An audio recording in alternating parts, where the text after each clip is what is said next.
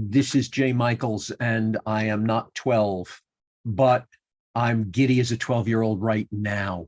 The world, there are two worlds that the industry must know more of. One is voice acting. Now, we all understand voiceovers. We all understand that there isn't really a Bugs Bunny. There is a voice behind him, etc. But the myriad of individuals and what it takes to be a voice actor and to create a role is absolutely fascinating. And we have someone with us who has not only created the role, but has become synonymous with it, so much so that even in a casting upheaval, when so many other parts within his universe, if you will, were recast, he was not, because he became synonymous with this. So much so that there were rumors that when they made the movie, everyone thought that Jim Carrey was not playing Dr. Eggman, that they were playing this man.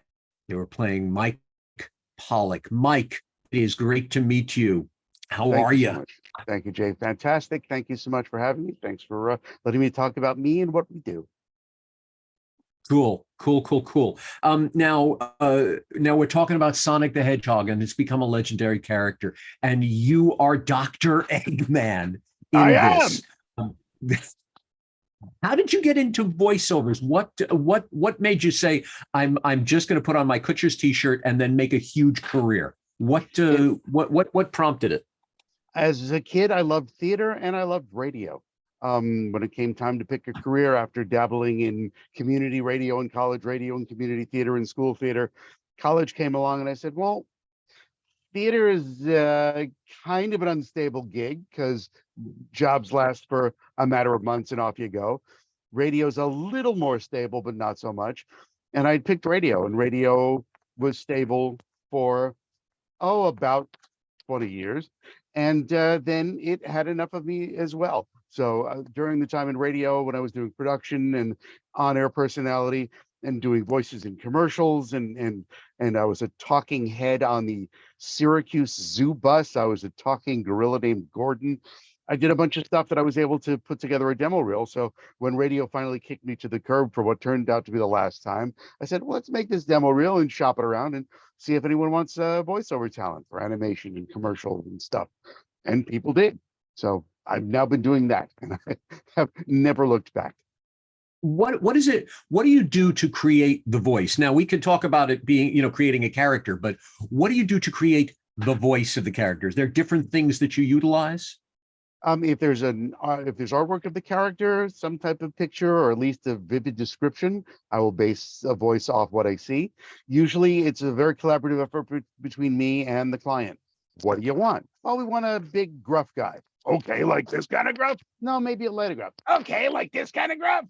And we just zero in and dial down until we eventually reach the drain of success. And we circle the drain and down we go.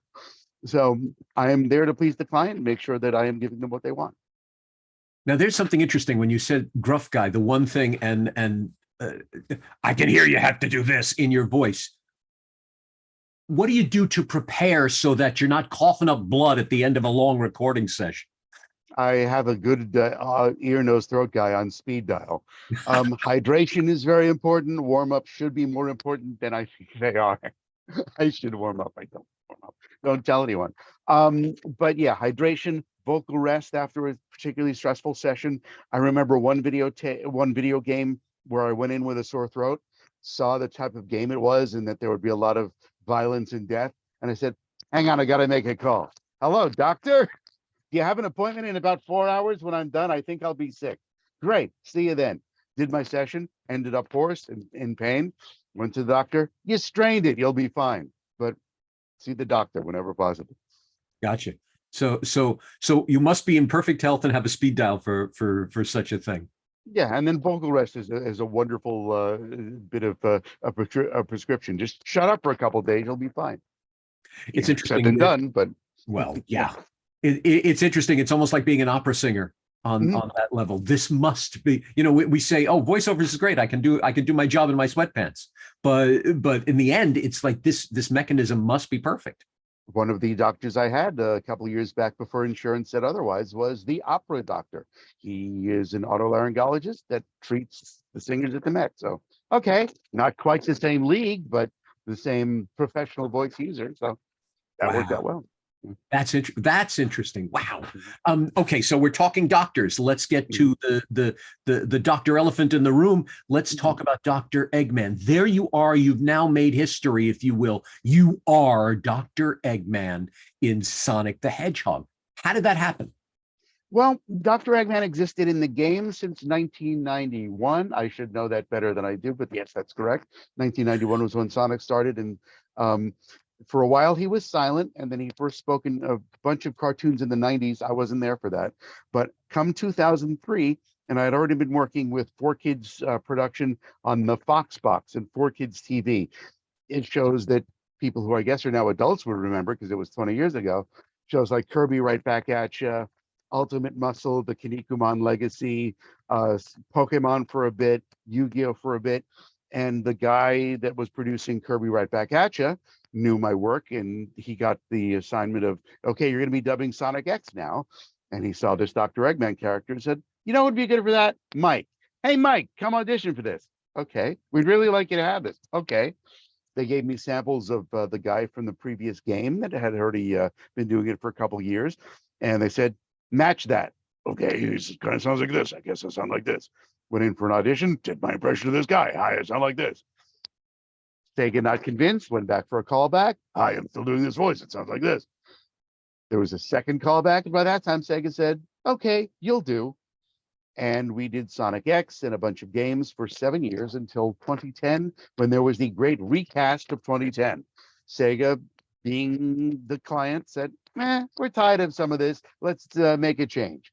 They sent out new auditions. They got a bunch of people from LA, and they specifically asked me to re-audition. I got a call from an agent that I don't usually work with, but she said, hi, I have this audition for a character I think you're familiar with it, a Dr. Eggman. I've been doing that for about 7 years now, but yeah. Well, they're auditioning again. Okay. So I auditioned doing the exact same thing I'd been doing, and apparently they liked it again. So as far as I know, I'm still the voice of Dr. Eggman in the games to this very day. And that's how many years now? That is now 20 years. It will be 20 years on August. I'm not wearing a watch, but I'm looking at my wrist like a reflexive. August 23rd, 2003 will be my 20th anniversary as Dr. Eggman. Wow. And you're going to be celebrating in the middle of a chance for you to actually be in the flesh in a project. Ladies and gentlemen, Mike Pollock, you want to go see Dr. Eggman in the flesh. There he is. He is part of COWL GIRL, another superhero adventure, but this one's live on stage at the Players Theater starting August 10 in New York City.